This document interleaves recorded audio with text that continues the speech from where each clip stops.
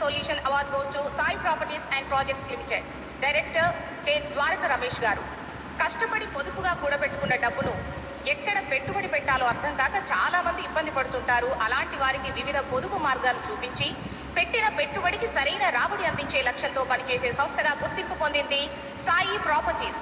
Service సెక్టార్లో best investment solution అవార్డును తీసుకోవాల్సిందిగా సంస్థ డైరెక్టర్ కె ద్వారక రమేష్ గారిని ఆహ్వానిస్తున్నాం. Congratulations sir. Please come on to the dais.